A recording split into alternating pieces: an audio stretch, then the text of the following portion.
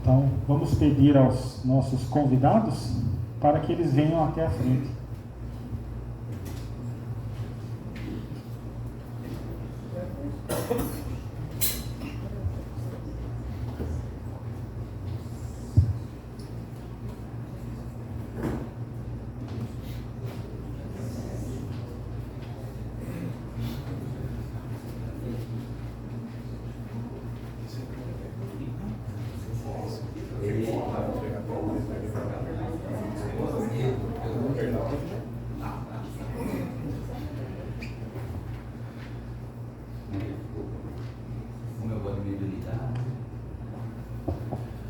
Excelente noite a todos. Boa noite. Que bom. Agora os encarnados, boa noite. Boa noite. Bom demais, melhorou. Para quem não conhece, sou o Anderson Moura. Maria Mendonça, dos Córregos. E André Luiz Garcia, daqui de Thiago mesmo, que eu faço parte do grupo Espírita Manuel, que eu faço parte do grupo Espírita. Nossa, me deu branco agora. Manuel Filomeno de Miranda.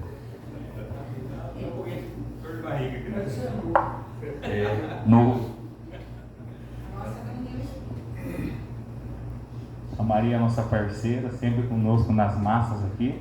Ela é lá da União Espírita de Dois Córregos. Então, meus amigos, damos início ao Pinga Fogo. E que Jesus nos abençoe. Já que eu estou com o microfone aqui, vou aproveitar. Já soltei aqui. Vou fazer uma pergunta diretamente para o André, mas os outros fiquem à vontade. Eu gostaria de ouvir a opinião dos três. O Divaldo sempre fala, usa o termo escolhos, né? Quando ele relaciona as dificuldades no caminho de um médium. Mas vamos ser otimistas, André. Eu sei que você é um cara otimista.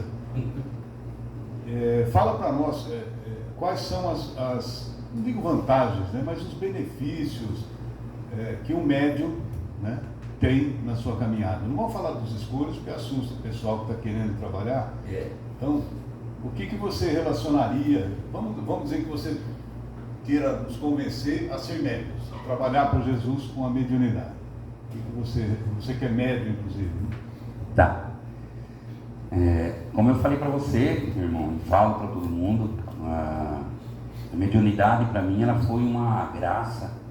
A mediunidade para mim ela entrou na minha vida assim, abrindo portas.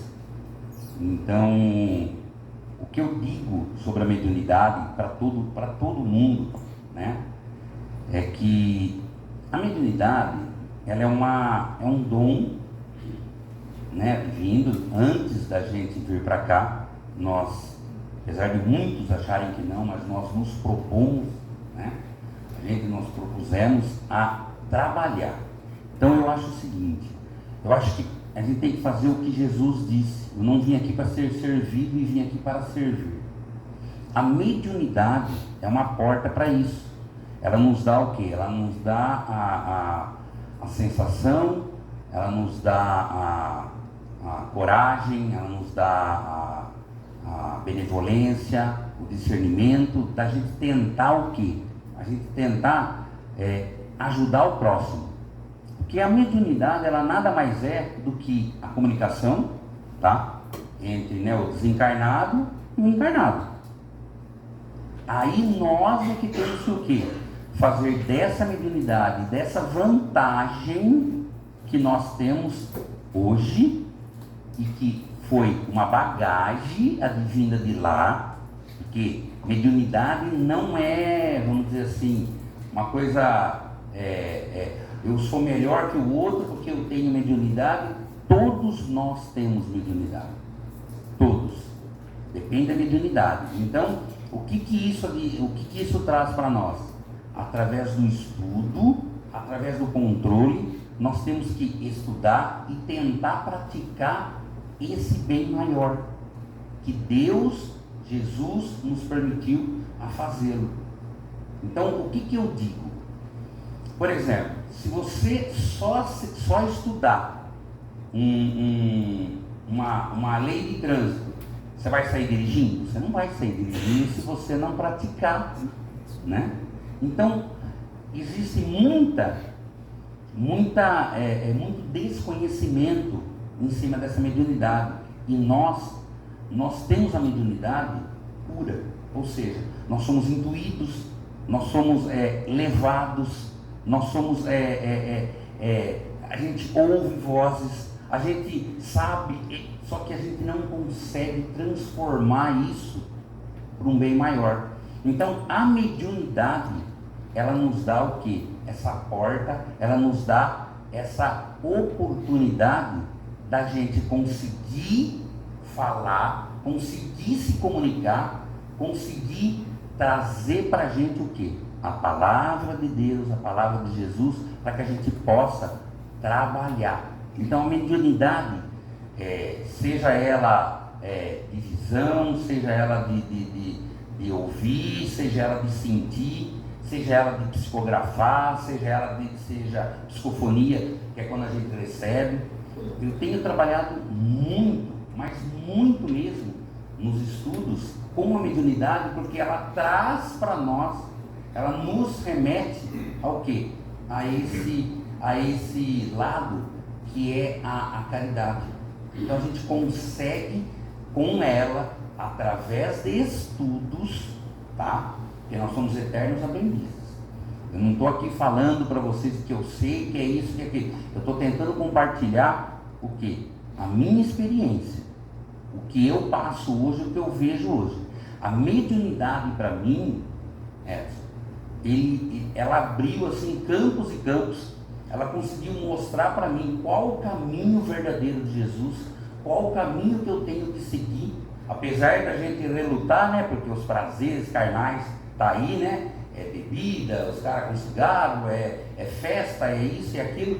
A gente tem tudo isso. A partir do momento que você vê essa mediunidade e começa a estudar, começa a assimilar o verdadeiro propósito nosso, o verdadeiro caminho, então essa mediunidade, ela trouxe para mim o quê? Esclarecimento, ela trouxe para mim o que realmente Jesus, quando esteve aqui, quis mostrar para a gente qual o caminho a ser seguido.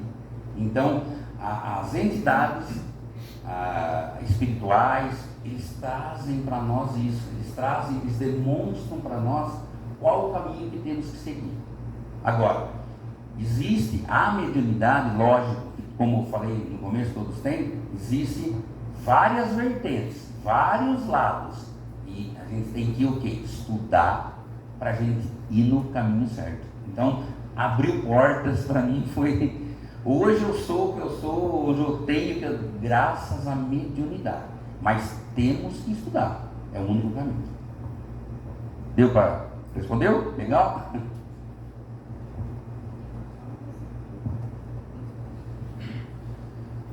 O André já falou muito sobre isso. Ele não deixou muito o que nós falarmos aqui, né, André? Sacana. Foi as difíceis, fica para nós, né?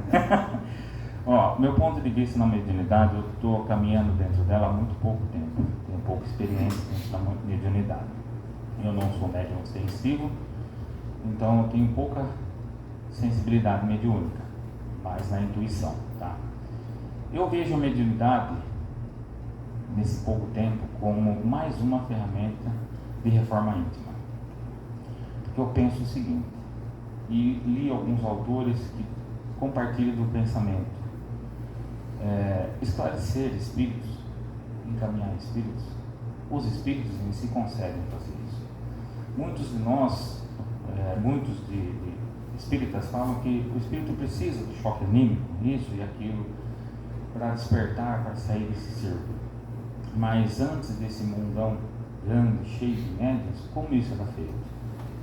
Os espíritos conseguem, de alta hierarquia, conseguem fazer isso. Então foi mais uma ferramenta para que, através que Deus permitiu, para que através de um diálogo com os espíritos, entender a trajetória deles, aonde eles chegaram, como eles estão, para que através disso possamos entender e não fazer igual. Eu acredito que a mediunidade, quem não trabalha em mediunidade está perdendo muito tempo. Quer acelerar a evolução, a transformação moral? Procure uma casa, faça um curso, se dediquem, porque ela traz muito conhecimento. Pensa você saber que uma pessoa que bebe muito tempo, depois desencarna, como fica do lado de lá? Todos se arrependem. E contam sua história, alguns deles, parcialzinho. Aí você pensa, nossa, eu estou nesse caminho. Se eu continuar, assim eu estarei. Olha quanta reflexão. Então, a mediunidade é para nós nos reformarmos, como o André falou, para nós mudarmos de vida, para nós fazermos igual a questão 919 do Livro dos Espíritos, passar nosso dia em revista, analisar tudo que fizemos de mal, tudo que fizemos de bom também, é bom ali colocar, e transformar esses erros em virtude. Oi, pessoal. Bom, eu trabalho já faz um tempo na doutrina espírita, estudei muito, só que eu sempre adiava o meu projeto. O que é adiar o projeto? Eu ficava na porta, eu ficava na mensagem, aí eu fui para o fraterno, ajudar o meu amigo lá de Dois Corros, que hoje encontra-se na parte espiritual, no fraterno. Lá dentro eu vi a necessidade de eu trabalhar na mediunidade. Não só para o outro, mas para mim. Porque eu vou falar para vocês a verdade. Eu tenho 65 anos, certo? Já passei um bom tempo da minha vida aqui na Terra. E graças à doutrina espírita, ao trabalho mediúnico que eu aprendi, eu mudei muito. Eu mudei, eu cresci espiritualmente, eu tenho paciência com várias situações e principalmente eu trabalho num grupo, tá, de atendimento toda sexta-feira e nós sabemos quanto é dolorido estar lá do outro lado e ninguém nos dar atenção. Dar atenção ao trabalhador, ao irmão que vai se comunicar, é muito importante. A caridade maior que podemos fazer. Eu trabalho lá com o pessoal, até tem uma amiga da mesa aqui comigo, e nós sentimos a necessidade de termos mais trabalhadores nas mesas. Por quê? Às vezes, o trabalho se torna cansado, né? Porque são várias comunicações, e existe o trabalhador que fica abalado mediunicamente, que existe. Então, nós temos que ter, assim, controle, e o controle é feito através do estudo. E eles estão falando aqui, eu estava pensando como foi meu dia. Então eu falei assim para mim mesma, eu tenho que deixar a imperfeição do outro para lá. Porque se eu vier aqui com aquela bagagem de energia negativa, eu não vou conseguir nem trabalhar aqui, que é uma experiência nova para mim, como trabalhar mesmo mediúnica. Então eu falo assim para vocês, todos nós temos que aproveitar a oportunidade do estudo. Estudamos, fizemos orientação mediúnica, fizemos vários estudos e de repente a gente guarda as apostilas, não é assim? Todo mundo guarda. Todo mundo guarda o livro dos médios.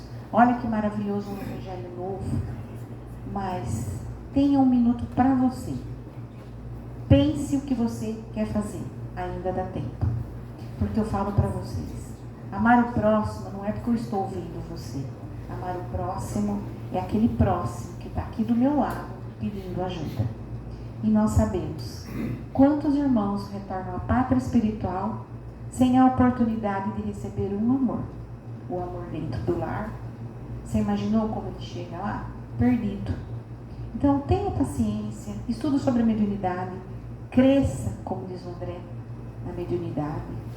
Porque nós precisamos fazer não só a nossa parte, a que deixamos de fazer em outras vidas. Porque nós deixamos de fazer um monte de coisa. Como no nosso trabalho, a gente vai engavetando. Não faça mais isso não. Chegue no seu lar, olhe o seu livro, pare e pense. Temos aqui pessoas maravilhosas, rostos conhecidos, pessoas que já passaram pela nossa vida. Você imagina a hora que retornarmos à casa do Pai. Tenha sempre, junto de você, o amor, que é o maior instrumento da mediunidade. Certo? Alguma pergunta?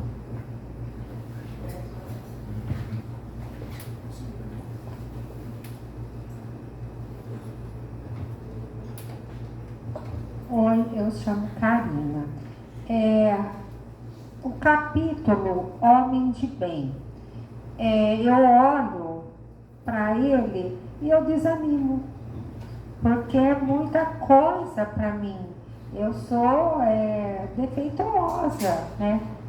E o que você sugere? Eu conheço você, a gente já se encontrou. Olha, linda, eu vou falar uma coisa para você. Tem um amigo nosso na nossa casa, principalmente quando a gente vai num velório. Vou começar assim, a gente faz esse capítulo que é o Homem de Bem. Então, semana passada, desencarnou uma amiga nossa lá no centro de Mineiros e nós fomos lá. Então, a única coisa que me veio na cabeça, o homem de bem, a mulher de bem. Somos aqui pessoas treinando para ser espíritos melhores. Você não precisa pegar o capítulo inteiro. Leia um parágrafo e leve para o seu coração. Seja uma boa filha, uma boa mãe, uma boa esposa. Seja aquela mulher que crê, que confia em Jesus, que você vai estar fazendo tudo certo. Não se cobre. Aquele capítulo, se você sentar e estudar ele minuciosamente, você vai ver que não está sendo cobrado nada. As pessoas dão o que podem durante a reencarnação. E eu vou contar um negócio para você, pessoal. Nós fizemos esse evangelho no velório de uma pessoa muito especial para mim. E ele deixou uma criança deficiente. E até hoje nós cuidamos desse jovem, uma criança de 62 anos. E ele entendeu o que é o homem de bem. O homem de bem é o amor, é a mulher que planta o amor, que semeia. Você não tem dificuldade nenhuma, nem eu, nem o outro. Nós estamos aqui, aprendizes do Evangelho, seguindo Jesus. Se chegarmos lá na hora, como eu costumo falar, do nosso filme, ele não estiver legal, a gente vai ver que falhou aqui, mas acertou ali. Não se cobre. Você é uma menina de luz. Quantas vitórias você já alcançou com a sua resignação? Nós estamos todos no mesmo caminho. E eu espero encontrar vocês várias vezes. Respondi para você? Beijão no seu coração, viu? Karina, se você reparar bem lá nesse texto, ele tem uma parte ali que ele coloca que não se mede o homem de bem pela vitória, não se mede pelo esforço que se aplica em se melhorar.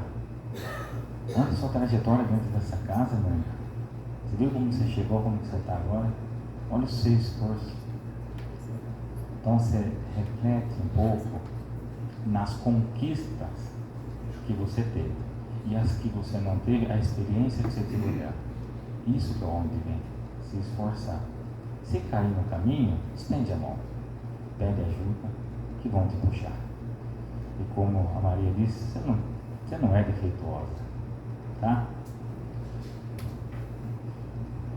Só vou dar só para finalizar, todos nós temos um poder, todos nós temos uma centelha divina dentro de nós. A resposta de tudo que queremos está dentro de nós.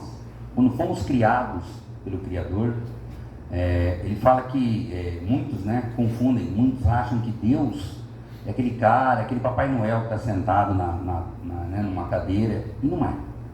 Deus, ele, quando nós somos criados, vê aquele pedacinho em cada um de nós.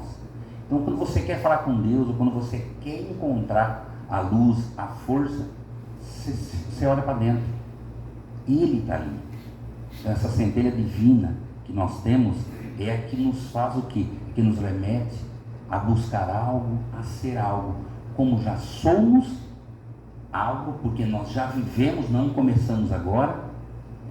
Raridade vir para esse planeta para quem começou, né? Porque nós já estamos passando para a regeneração, né? Estamos nessa prova de expiação, então já estamos indo para a regeneração. Já vem vindo, né? Muitos com bastante luz, e você, com certeza, se você está no meio de nós, como a gente sempre fala, é porque você também é uma luz. Viu?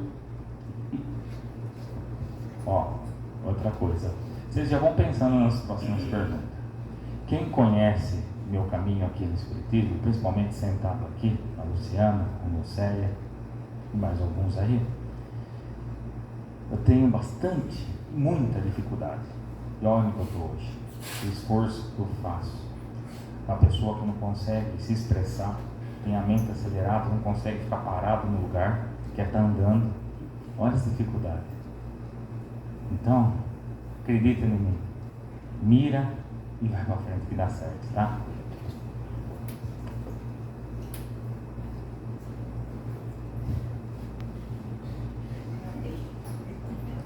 Olha, continuando então, falando de Jesus, ensinamentos dele, né?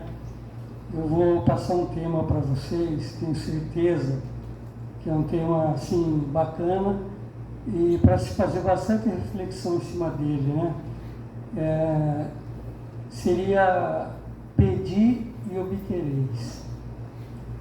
Mas eu queria que vocês discorressem sobre a parte mais espiritual, não material, né? Não é pedido material, aqueles outros pedidos que nós tanto precisamos, né? E além dele, qual é a preparação que nós devemos ter antes de pedir? Porque para não se pedir qualquer coisa, né? Então vocês fiquem à vontade, né?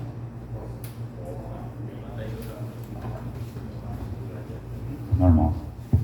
Ei, Reinaldo, meu professor. Um professor perguntando para o aluno, ei, coisa boa, hein? Aprendi muito com ele. Muito legal sua pergunta, Reinaldo. Mas eu sou de me questionar muito. Eu vejo muitos ensinamentos, né, de Jesus. Eu me questiono muito. Às vezes eu vejo passagens. Hoje eu falo bíblicas, né? Porque também a minha noiva ela é evangélica, tá?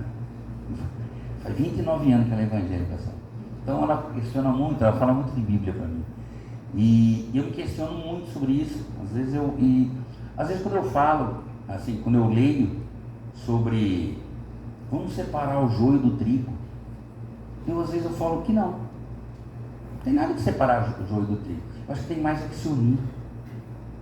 Para mim, às vezes eu vejo em trabalhos mediúnicos, precisamos, às vezes tem irmãozinhos que falam para a gente, olha, tem uma passagem que fala que na casa do Pai há muitas moradas, tem outra passagem que fala que somos trabalhadores da última hora.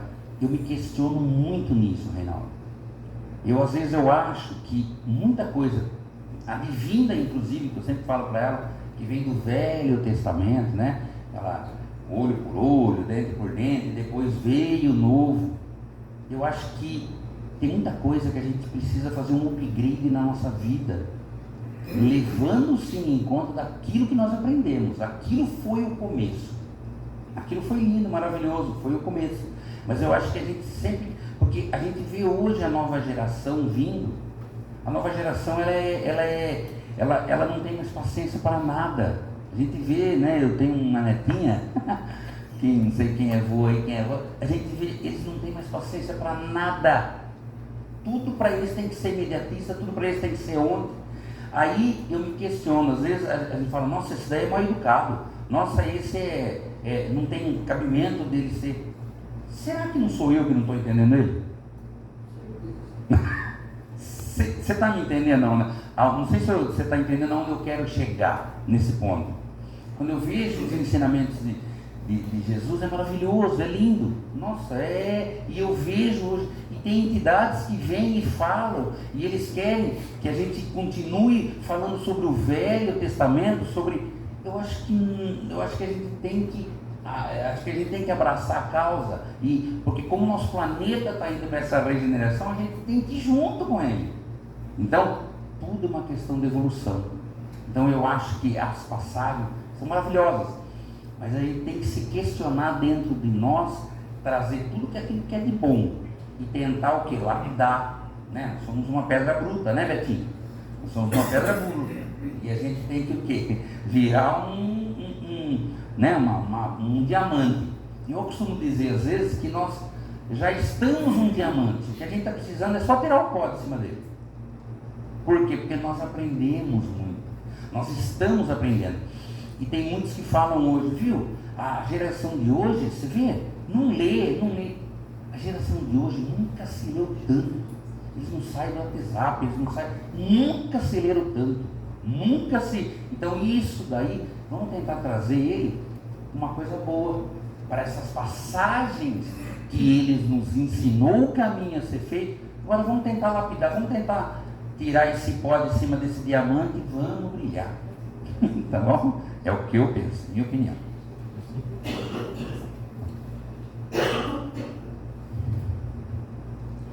Pedi e obtereis.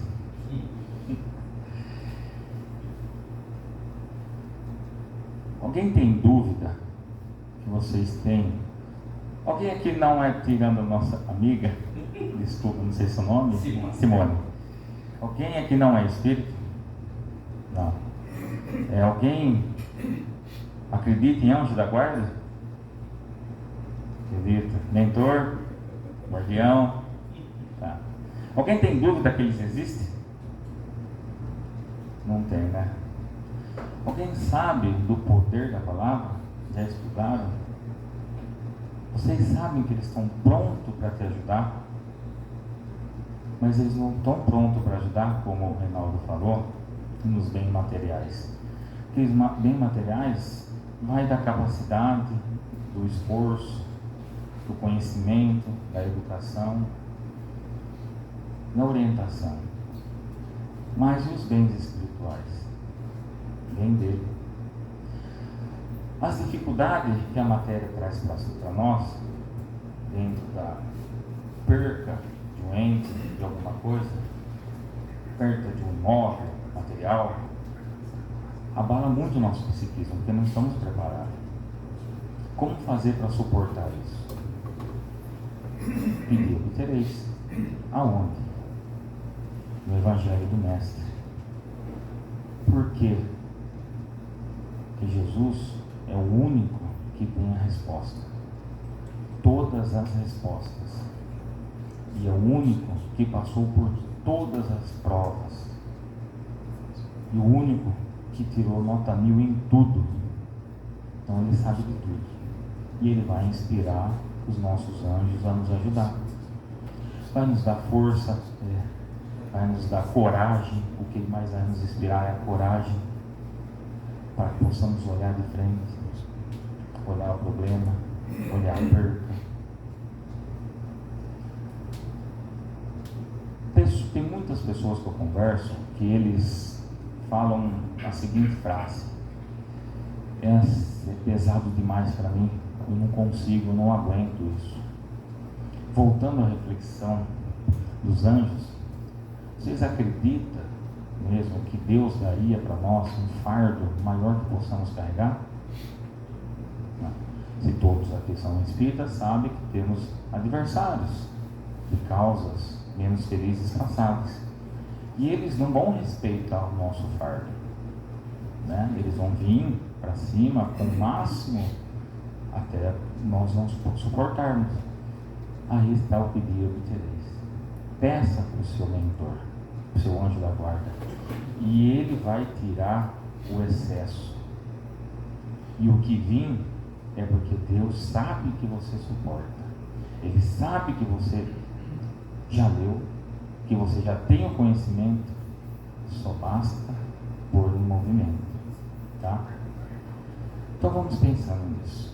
É muito difícil o que eu estou passando? É forte demais para mim? Não é, gente. Não é forte demais. Porque o que veio a mais foi tirado. Quando você está chorando, quando você está em prece, quando você está desanimada, o seu guia está do lado. E ele está tirando tudo que você não suporta. Porque se Jesus falou que nada é a mais, então o que está ali é só procurar dentro de você e dentro do Evangelho. Por incrível que pareça, eu trouxe um livro da Terezinha de Oliveira que fala sobre a iniciação ao Espiritismo. E eu marquei essa página. E eu vou falar para vocês assim, foi tão difícil eu entender o que significa pedir. Pedir. Porque você tem que ter a humildade. Seu coração em primeiro lugar. Colocar o seu anjo de guarda, o seu mentor. Você vai pedir para você, parece tão simples, né? Vou pedir para mim. Aí você começa a pedir para o outro. E o exercício de pedir que eu tive, Maria, foi na época da Covid. Porque eu me propus junto com um grupo a fazer umas orações todos os dias. Marcela Thaís sabe disso. E nós encaminhávamos essas orações. Encaminhávamos para os hospitais, para muitos amigos e pessoas que nem conhecemos, mas nós fazíamos isso todos os dias, durante todo o período da Covid. Aí eu cheguei a uma conclusão que não estava dando certo, porque a gente via que as pessoas estavam partindo. Aí eu falei assim para mim mesma, se eu posso orar da minha forma, que eu me recolho no meu silêncio, primeiro eu procuro fazer uma oração para mim, então eu percebi que a oração ela é muito importante, mas desde que você tenha a humildade de pedir e saber qual é a resposta do mestre. Às vezes, o que eu pedi não vai voltar daquela forma, mas eu tenho que entender que a resposta do mestre é a que vai me consolar. Quantas pessoas nós, entre aspas, perdemos o convívio durante a Covid? Mas nós sabemos o aprendizado que nós tivemos. Tenha humildade, confie no mestre, ore todos os dias e principalmente se recolha um cantinho, tá? Tem um probleminha? Outro dia eu ouvi isso, achei muito legal. Vá ao banheiro 5 minutos e faça uma prece. Mas você vai se equilibrar. A oração, pedir, vai depender do seu coração. Somos mães, somos pais, somos filhos. Então nós temos que ter a humildade de pedir, mas também entender que nem sempre a resposta é a que nós queremos. Tá ok? Tá certo, professor?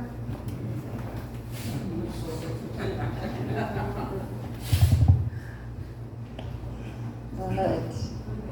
Aproveitando a semana que estamos, gostaria que vocês comentassem sobre o jejum, aquilo que a doutrina fala e o que o mestre falou a respeito disso.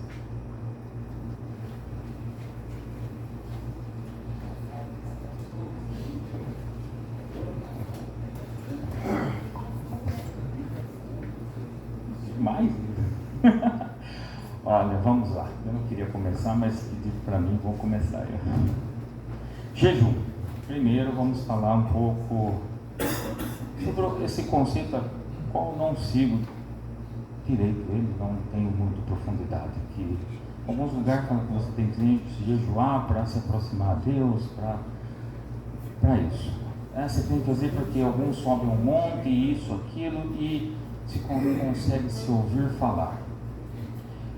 Vamos assim dizer, dentro desse início, que a partir do momento que você começa a jejuar, dando-se exatamente acho que 18 horas ou 19 horas, e sem nada, o corpo começa a entrar em estado de morte. Então começa a se romper os véus. Se você ficar muito tempo jejuando só na água, também ele começa a morrer. É uma lógica da física, com o véu mais fino. Vai chegar um ponto que você vai ouvir vozes, você vai até ver espírito, gente. Isso é normal, tá? Mas o jejum, assim, só para dizer, porque tem pessoas que vão ao monte e vê, e estão há 3 dias sem comer direito. É lógico que vai ver.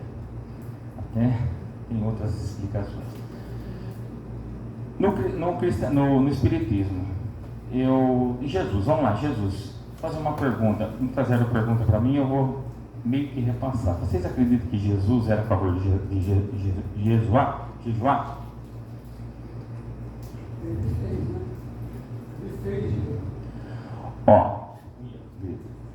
Quem fez jejum foi João Batista. Ele fez jejum.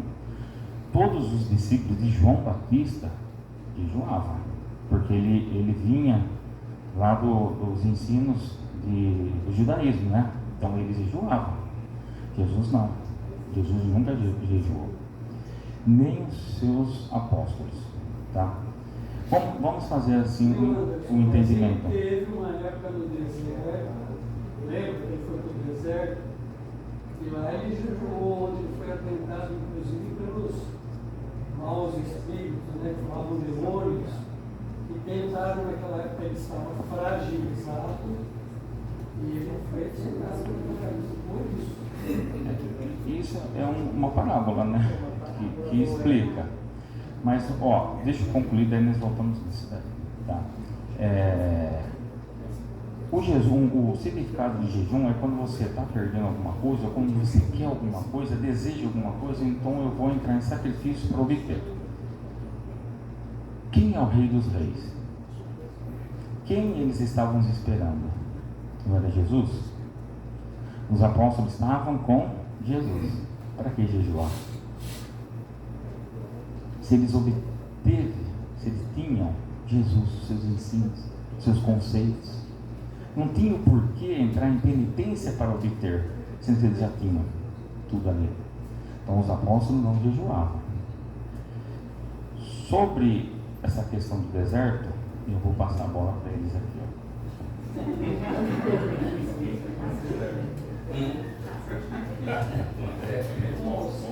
Então, para mim, vai passar. Eu acho que vou passar para minha noiva, que ela é evangélica, né? Não, mas é assim, ó. O que a gente vê? Ó, vamos começar do começo. Vamos lá. Eu sei que estão querendo jogar essa batata quente para mim, mas vamos começar do começo. Né? Ela foi bem feliz na pergunta. Sim. Eu vou externar e vou reverberar uma frase que o Haroldo disse. Quando nós temos que seguir a Bíblia, temos que ter muita cautela. Por quê? Porque a Bíblia de verdade, a original não existe. Vamos começar por aí. Ela não existe. Isso aí, palavras do Haroldo Dutra. A cópia da Bíblia veio depois de 100.000 anos lá, que veio lá depois de 1000 anos veio uma cópia dela. Então o que nós temos que refletir sobre isso? O jejum, né, o jejuar, eu acho que sobre os 40 dias lá, 40 noites que ele fez, passou, isso daí para nós é demonstrado como um exemplo de purificação. É um exemplo do quê? Daquilo que todos nós precisamos fazer. Por exemplo, você quer deixar um vício, o que você precisa fazer? Você precisa tentar jejuar. Para quê? Para parar de fumar, para parar de beber, para parar de fazer. A gente tenta buscar isso. Voltando nesse lance da Bíblia, a gente tem que ter muita cautela mesmo sobre esses 40 dias que ele ficou lá e as 40 noites. Serve de exemplo para você? Serve de exemplo para a gente se purificar? Serve. Então, para mim serve isso. Eu não consigo jejuar, eu vou ser bem sincero. Eu não consigo, tá? Jejuar é como às vezes o meu paizinho falava, o meu saudoso, ele brincava. A gente tem que fazer ao contrário. Ó, se pedir para mim fazer muita coisa daquilo, esse tipo de jejum eu faço, sabe? A gente tem que inverter aquilo. Então eu acho assim, eu acho que ele foi o exemplo. Jesus, como o Anderson falou, ele foi o melhor psicólogo que existiu, psiquiatra, ele foi o cara mesmo, não adianta. E ele trouxe, né, através ele disse que ele fez, ele ficou os 40 dias, que ele ficou as 40 noites. Ó, a Bíblia foi escrita pelo homem. Eu trago assim. Eu acredito muito no nosso Evangelho segundo o Espiritismo. No nosso Evangelho segundo o Espiritismo fala sobre isso? Olha, estou lendo um livro. Não. É espiritismo. não exatamente a codificação, mas é o Evangelho de Marcos, pelo Espírito João Bertel. Orientou, inclusive de hoje, uma parte. E coincidentemente fala sobre orar e jejuar. Coincidentemente não tem coincidência. Então, fala exatamente isso. Jejuar e orar. Agora eu penso assim, trazendo para os nossos livros, vou trazer para cá agora, porque é melhor. Né? Se a gente está falando de lá, 40 dias, não saber se é 40, se é 30, não. se é 2, se é 1, mas não é esse o fundamento. Sim. Eu acho que o importante é a gente trazer para hoje o jejuar. Por exemplo, nós, quando vamos para a Páscoa, aqueles que estão instalados, ele tem que fazer um jejum de algumas coisas, não precisa ficar sem comer. Porque jejum, hoje, a palavra, não é você ficar sem comer, isso é greve de fome, né? Sim. Então seria greve de fome isso daí. Então, jejuar, nós podemos jejuar um monte de coisa, se abster. Jejuar é abster. Isso. Podemos abster de um monte de coisas. Mas foi o que eu falei, a gente tentar largar o vício, a gente tentar largar da bebida, tentar largar. Eu, por exemplo, o dia que eu trabalho no trabalho mediúnico, eu não como carne. Eu não consigo. É um jejum. É um jejum. Então, eu estou jejuando, certo? Eu estou fazendo um jejum. Mas no Espiritismo é aonde eu quero chegar para todo mundo. É assim, ó, nós necessitamos fazer esse upgrade. Então, esse jejuar que era feito, que não sou contra quem faça, não sou contra, mas que era feito e que era necessário fazer, tudo bem. Hoje eu não consigo fazer, eu não conseguiria. Eu corto a minha carne, às vezes no dia que eu vou fazer trabalho mediúnico, porque eu não me sinto bem comendo carne, parece que é diferente, pesa, para mim não é bom, mas não está escrito em lugar nenhum que eu não posso comer carne, tá? Entendeu? Então eu trago muito, Então eu trago muito o Evangelho para nós. No Evangelho, que nem nós estamos fazendo, né, Maria? O EAD, né? Que é o estudo aprofundado, eu estou estudando com ela, o estudo aprofundado da doutrina espírita. Nós estamos falando de quantos anos antes de Cristo, não é? Nós não estamos estudando isso? Nós estamos estudando não sei quantos anos antes de Cristo. Quer dizer, então eu acho assim, não sei quantos anos antes de Cristo nós estamos estudando, mas quem será que estava lá e quem será que escreveu, quem será que trouxe isso para, entendeu? Para demonstrar, para provar aquilo para nós. Eu acredito mais, é o que eu falei, no Evangelho, eu acredito mais no novo, eu já sou mais para esse lado, entendeu? Então, se você falar para mim sobre o jejum assim, seguidamente, assim, do jeito que ele deveria ser, se você faria, eu não faria. E eu não sei seguir a risca sobre esse lance do jejum de 40. Sei que existe essa passagem e que realmente aconteceu. Ponto. Agora, de eu fazer ou não, aí já é uma outra coisa, entendeu? Então eu não. Por isso que eu quero ficar meio neutro nisso.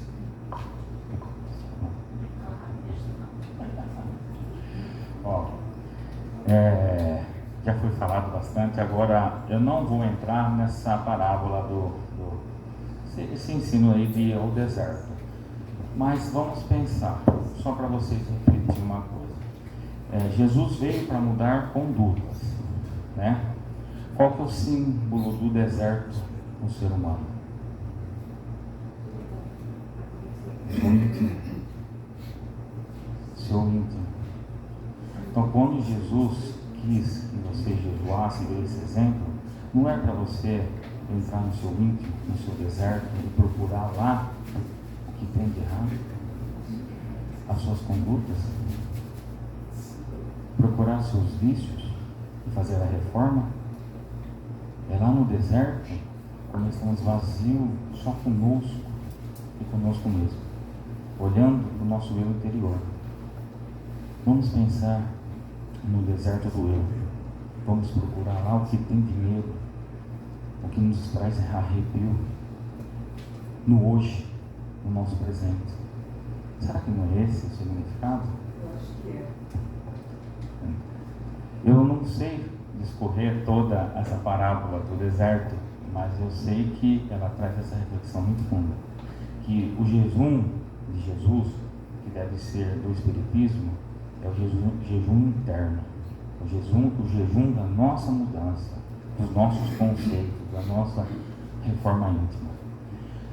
Atrás de Jesus era outro conceito. Eles faziam um jejum mesmo, mas Jesus não quer esse jejum a qual era feito antigamente, ele quer o novo, que não é se abster dos alimentos desta coisa. Seria bom, porque traz pureza ao corpo, né? Cigarro, álcool e tudo mais. Não é só o cigarro, álcool. Tem outras coisas também. Porque agora a gente está falando do jejum, só da alimento, não sei o quê. É que ele foi o nosso jejum interno. Muitas vezes, muitas pessoas que a gente conhece, que nem na igreja, mas elas estão fazendo jejum. Só fazer o jejum. Mas eu acho que Jesus entregou esse jejum. Exato. Ele entregou para o outro. É isso que eu ensino. Que o jejum que Jesus trouxe foi tirar aquilo para trazer o que realmente importa, que é olhar para o nosso deserto interior. Olha para o espelho e fica olhando para você. Esse é o nosso deserto. Procura ali o que traz medo, porque quando você está sozinho num quarto escuro, fechado, tudo apagado, tudo em silêncio, os medos vêm à tona, vem tudo surgindo, borbulhando na cabeça. Deve um pouquinho.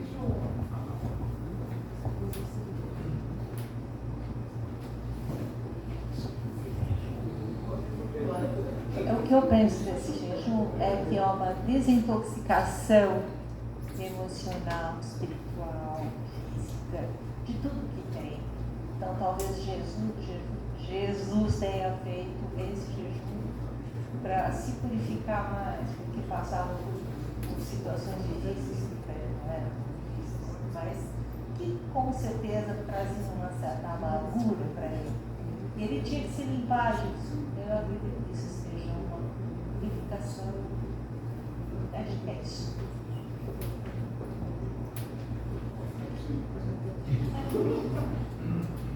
Viu, pessoal? Eu acho muito interessante, porque as denominações religiosas, elas têm umas regras, né? Vou colocar regra. Então, eu estou observando, como você disse, que essa semana é a semana do jejum. Mas prestamos atenção, não é tirar a alimentação, não é tirar o que vai fazer bem para o nosso corpo físico, mas vamos evitar outras coisas, como você disse, desintoxicar o nosso corpo, não falar, não julgar o outro. Então a gente vê, lá comigo tem um rapaz que trabalha, ele está contando nos dias quando ele vai poder falar mal das pessoas. Esse foi o jejum dele. E ele ficou, gente. Ele está contando nos dias, achei que ele melhorou muito. E hoje eu falei para ele, rapaz, você tem 70 anos, ainda bem que você deu tempo de fazer uma reforma íntima. Aí ele disse assim, então você acha que eu devo interromper o meu jejum? Eu falei, não, falta pouquinho, você continua, mas leve isso para a sua vida. Porque assim, nós vivemos um tempo, hoje estamos em outro, já passamos várias coisas aí, e eu acho muito interessante, por exemplo, em Dois Códigos hoje foi antecipada a procissão de encontro, que a gente sempre sabe que era de quarta, lá foi feita hoje. Então eu fiquei meio assim, estranhando isso, tá? Aí são as mudanças que estavam ocorrendo. Tudo bem. E agora? Nós estamos aqui num ambiente preparado por essa reunião, a espiritualidade está conosco, nos protegendo, e nós temos que fazer o quê? Vamos olhar para o nosso eu. Vamos ver no que eu posso me melhorar. Vamos estender a mão para o outro. E nós estamos falando de jejum, mas vamos fazer o nosso eu solitário, que às vezes nós vivemos tempestades e não observamos. Essa semana eu falo lá no centro para o pessoal, quem quer ir na igreja vai, quem quer ir na procissão vai, porque nós somos todos livres. E existe uma passagem de Jesus que é apenas o amor. A gente não precisa daquele sofrimento que eles vão viver esses dias, porque eles vão viver um sofrimento, né? Para mim, esse sofrimento, ele nunca entrou na minha cabeça. Eu venho de uma família católica, Mas eu tinha um vô que benzia, o outro vô benzia, assim sucessivamente. Então eu falo para vocês, a gente não precisa sofrer essa semana, porque o nosso Jesus, ele continua vivo. E talvez lá na frente a gente vai entender de uma outra forma tudo isso. Mas o buraco que está aí no seu coração, tenta observar ele, tá? Porque o jejum para trabalhar nos dias de trabalho mediúnico, e quando eu oriento o pessoal que vai para a mediunidade, eu sempre falo, não coma uma carne vermelha e principalmente não coma uma feijoada. Então a gente está falando de coisas que elevam ao Pai. E o nosso físico, ele tem que estar preparado, porque senão a gente não vai conseguir a ligação com o plano espiritual, porque vamos estar, vamos falar assim, intoxicados, né? Então vocês prestem bem atenção, é uma semana linda, olha para Jesus, o céu está diferente, observa, o céu está diferente, o céu está diferente, as comunicações são diferentes e nós estamos diferentes, porque nós não precisamos deixar outras coisas chegar até a gente sabe o que é bom para cada um. A doutrina espírita, no meu ver, ela mostra o que é o amor, ela mostra que você todos os dias tem o direito de recomeçar. Não importa que ontem você não foi legal, hoje você não fazendo, siga a sua vida, não cometa aquele equívoco, respeite, ame, perdoe seu próximo, mas perdoe primeiro os que estão ao seu redor, a sua família, o seu lar. Lá na minha casa nós temos, estão olhando o relógio lá, Alessio, nós temos uma fala lá na nossa casa, que quem ama também se afasta. E eu vou contar para vocês rapidinho. Tinha uma senhora que fazia o coen comigo, e ela tinha um problema com a mãe. E eu fiquei ouvindo e pensando como que eu poderia acolher aquela mulher. E eu disse para ela, quem ama se afasta. A partir daí, ela mudou o relacionamento dela com a mãe, com a família, e eu trouxe isso para a minha vida. É melhor eu me afastar do Anderson do que eu ficar aqui todo dia brigando com ele e com a Luciana. Então presta bem atenção. O mestre só deixou amor. O resto foi os homens. É lindo, maravilhoso o nosso estudo. Nós estamos aprendendo muito. Coisas que eu nem me lembro se eu já li, se eu já vi, não sei dizer. Mas eu falo que aquele silêncio que o anjo Gabriel deu quando anunciou a vinda do mestre, nós devíamos fazer todos os dias. Evitaríamos cometer erros, falar menos, porque às vezes o silêncio é tudo.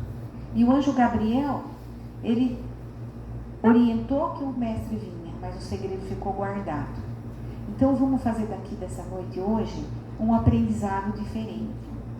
Aprendemos, ouvimos, temos a nossa opinião, vocês têm a de vocês, mas vamos nos unir em Cristo e seguir a doutrina. É uma semana que o mestre está em cada lar, em cada momento. Viu, Maria? Como hoje não tem jogo do Corinthians, então pode até 9h30, tá? Mensagem, Glória, acabou de chegar do Mediúnico. Não sei. Tá. Tem que fazer mais uma? Você queria fazer? Queria fazer, Maurício? Pode falar. Estimados, é assim, ó, tem uma fala do nosso querido Raul Teixeira, um vídeo dele muito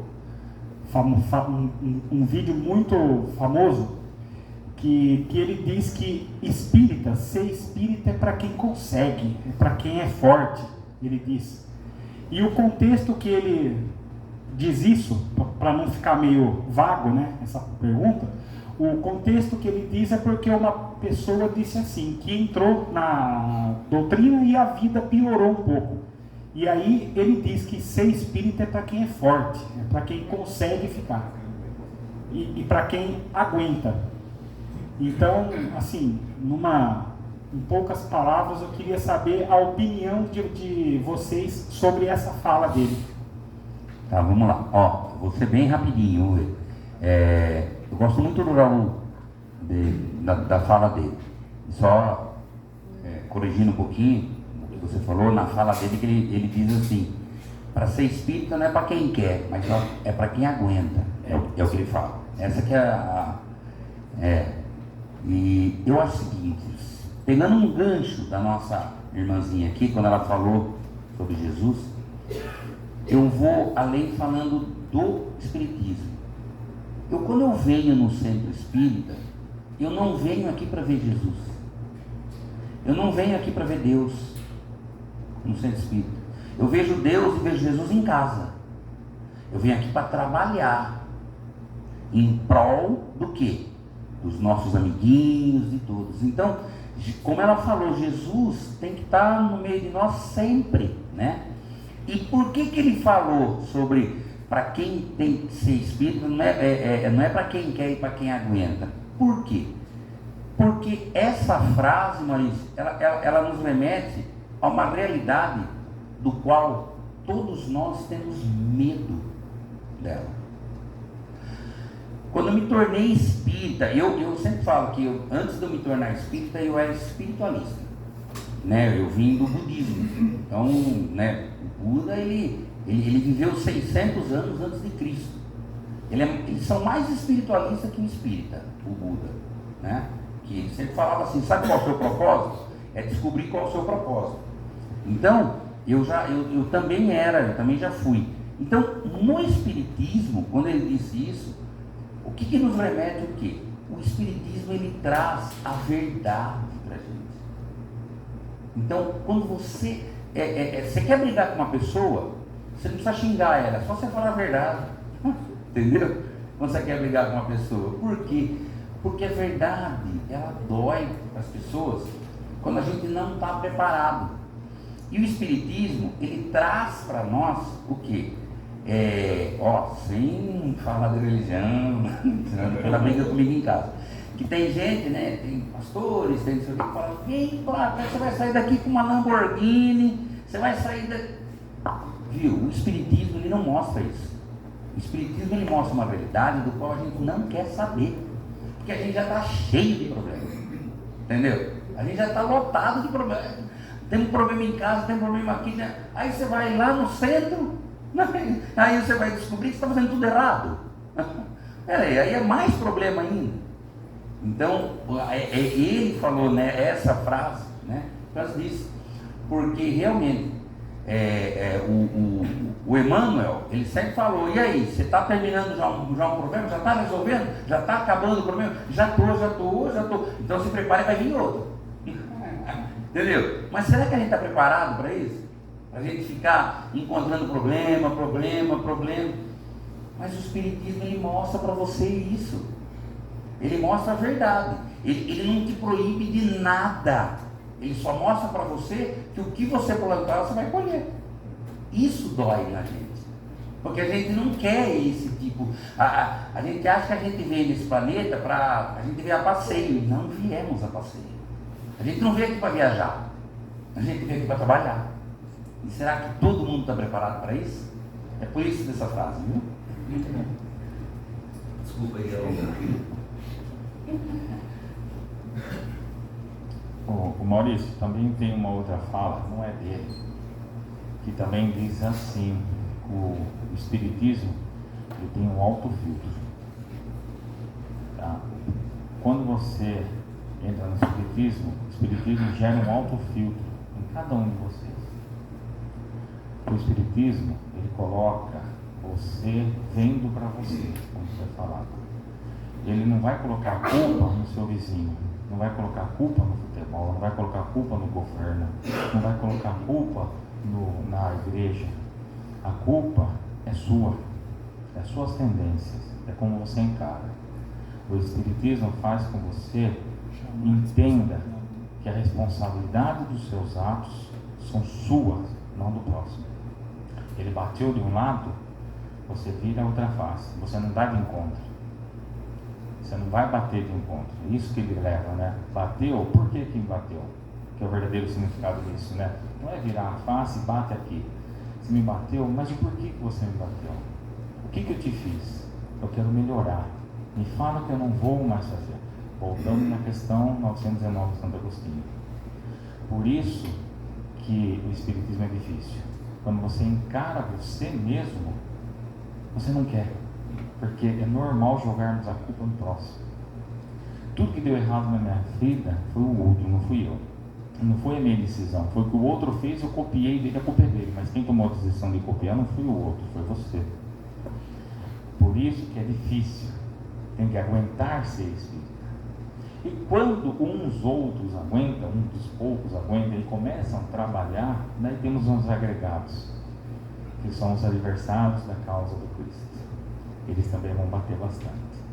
Porque a partir do momento que você desperta, você quer, é natural você querer passar para o próximo.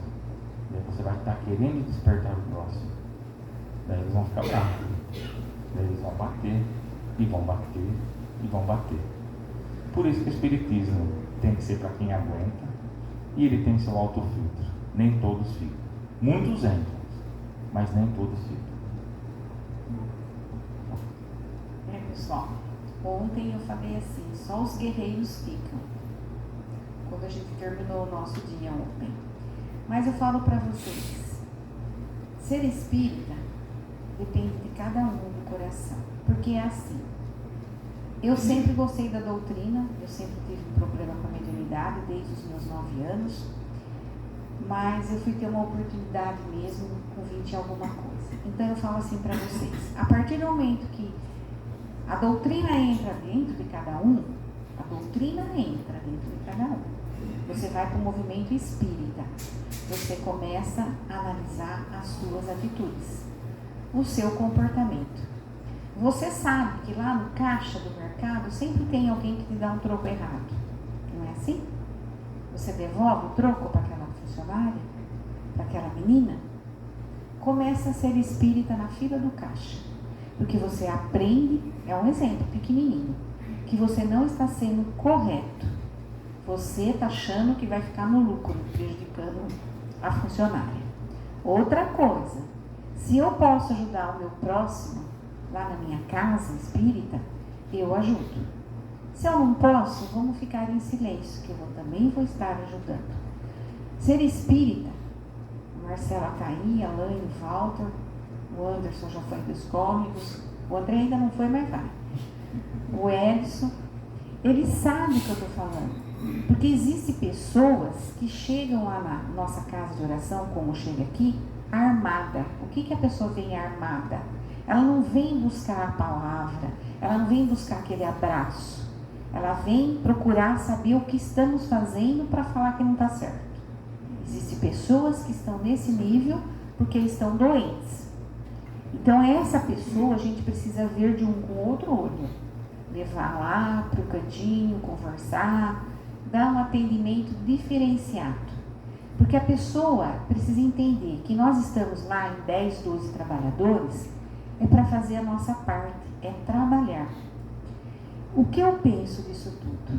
Se eu estou na fila do banco, chega uma pessoa com uma dificuldade, eu vou deixar ela passar na minha frente. Mas o que nós fazemos? Estou com pressa, tenho que ir. Nós temos sempre pressa. Só que a gente precisa parar, pensar, olhar. Nós tínhamos um amigo, que já conta essa parte espiritual. A última vez que eu falei com ele, ele fez eu prometer para ele que eu nunca ia sair do centro. Olha que responsabilidade. Porque ele estava doente, perdendo a memória, e ele chamou umas pessoas para conversar. E eu conheci essa pessoa, eu tinha 14 anos. E foi já quando eu já estava com o problema da minha mediunidade. Então eu falo para vocês, ele me acolheu de uma forma que se fosse uma outra pessoa que não tivesse amor, respeito, me mandaria para um psiquiatra. Ele não. Então a gente precisa prestar atenção.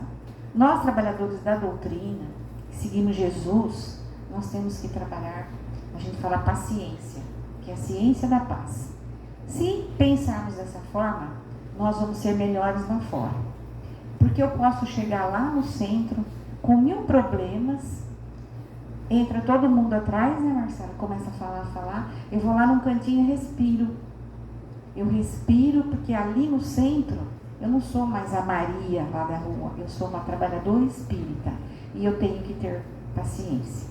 Se nós estamos aqui hoje, ouvindo, aprendendo, trocando experiências, olhando vocês de frente, nós temos todos o mesmo objetivo. A doutrina espírita, ela é o caminho que vai levar ao Pai. Problemas materiais nós vamos ter todos os dias. Nós vamos ter no trabalho, nós vamos ter com a ausência do trabalho, com a dificuldade que está nas ruas, mas nós temos que seguir em frente. Não desista, dê seu ouvido para o seu amigo, salve uma vida. Porque às vezes, pela nossa pressa, eu não ouço o Anderson. Eu falo com o Anderson todo dia. Outro dia eu falei para ele, até sua mulher vai brigar comigo 11 horas da noite, mandando mensagem para ele. Mas eu falo assim para vocês, tenha esse contato com o outro, cuide do outro, olhe para o outro. O aprendizado que nós estamos tendo lá no Perlate, que a gente faz o passe nos pacientes, é uma coisa que nós vamos levar para outras vidas. Porque a gente olha aquele paciente, naquela dificuldade, aquele jovem, troca de lugar com ele. Tem pessoas que passaram a vida toda dentro de um hospital psiquiátrico e nós estamos fazendo de conta que não vemos. Não é problema meu, estou invisível. Invisível, eu sempre falo isso, vou tornar a repetir. Aquela moça que varre a nossa rua, aquela senhora que cata o nosso AVC, olha para ela. Ela também é nossa irmã. Vamos ser espíritas que amem o nosso próximo. Essa oportunidade que nós estamos tendo aqui hoje, eu perguntei qual era o tema para o Anderson. Ele falou, não sei. Então, presta atenção.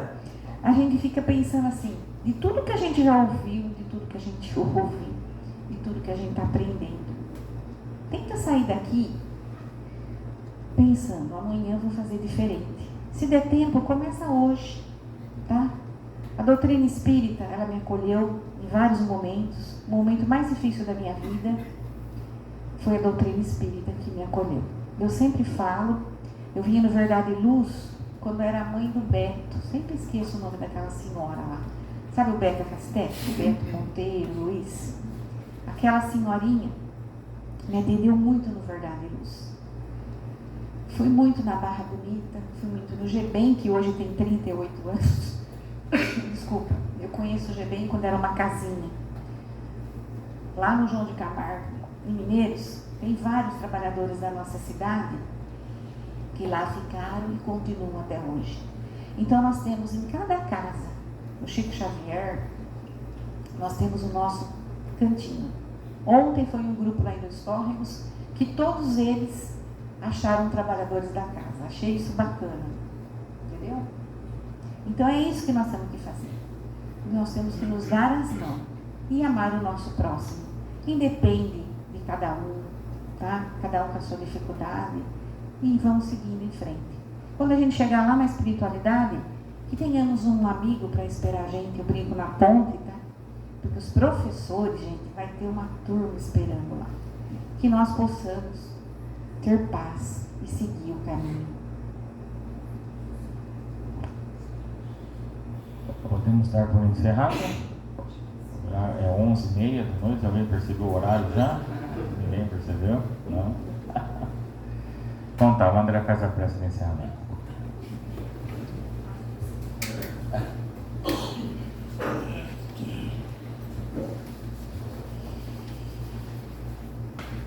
Então vamos lá.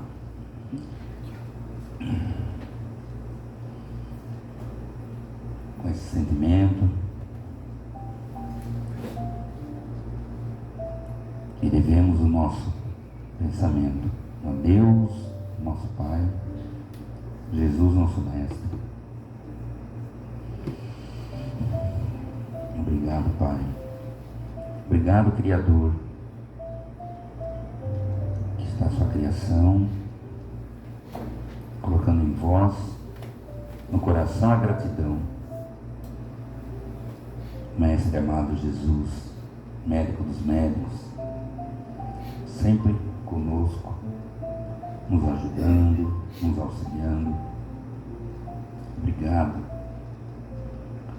Obrigado à espiritualidade amiga, anjos da guarda, protetores.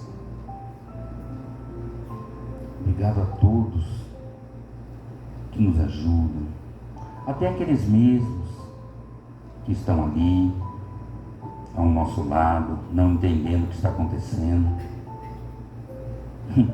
Eles estão também nos ensinando. Obrigado.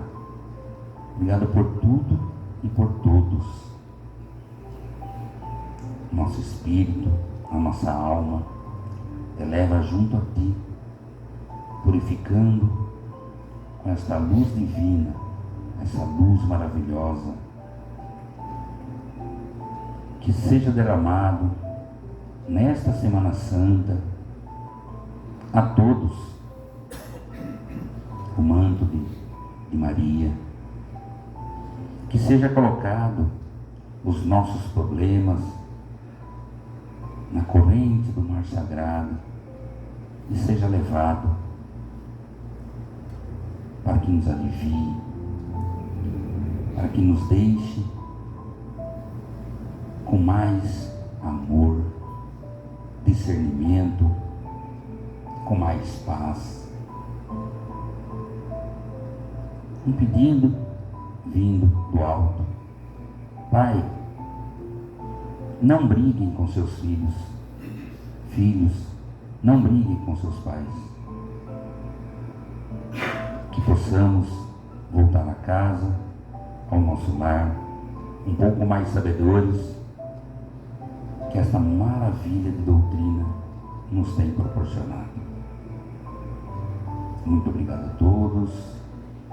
Se conosco, Mestre amado, hoje e sempre. Assim seja, assim será, assim é.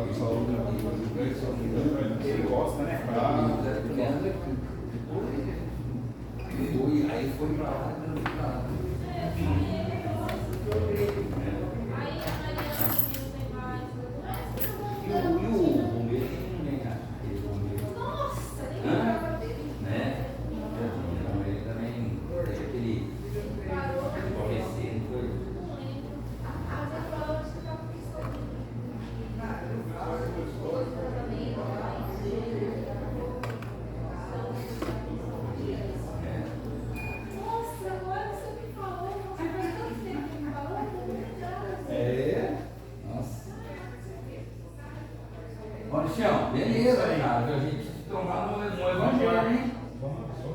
Não é? Vai lá na rádio, pô. Você já foi outro dia, não foi? Eu já falar. Eu participei no domingo, uma vez e com pinga-fogo também. Lá com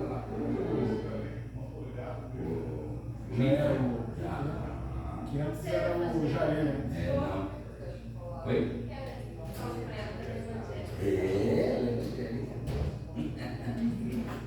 Você acha, né? Como é que é?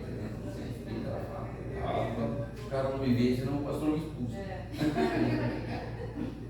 Mas eu acho bacana, porque eu já fui evangélico. Mas na verdade eu não é aqui em Jaú, em São Paulo. Na Batista do Nome.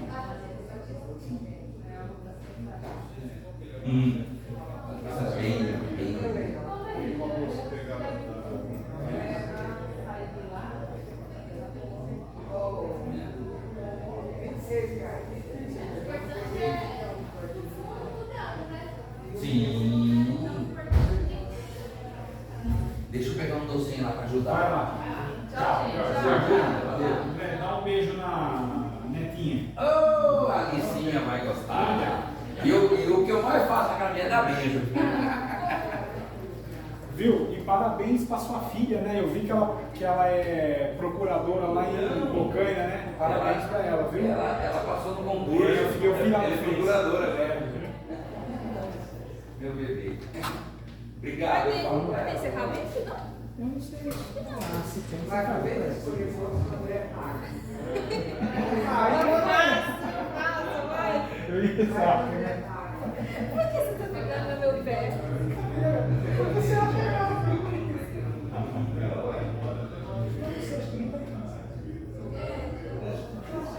Que frio que tá ali, menina. Deixa eu ver. Tem gelo ali.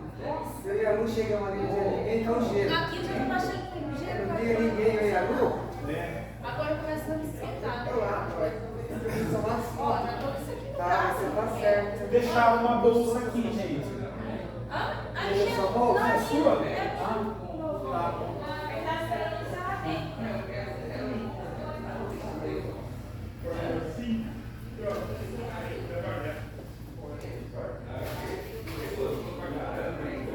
Pois é. Quinta estamos aí. Quinta é o curso, né? Venho. Só quinta eu venho. Sábado eu venho, mas eu não venho na palestra sábado. Eu venho só no curso.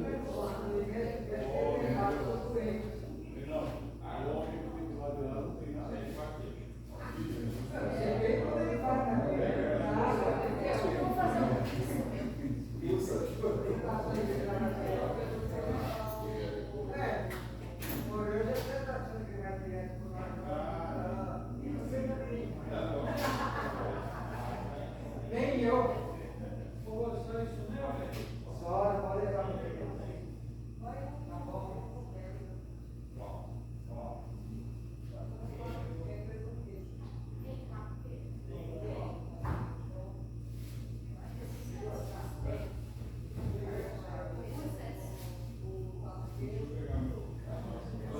Uber, bem, você tá de monte. Não, mas eu vou abrir a Ah, não. conta pra fazer Você tá de... Tô de mão.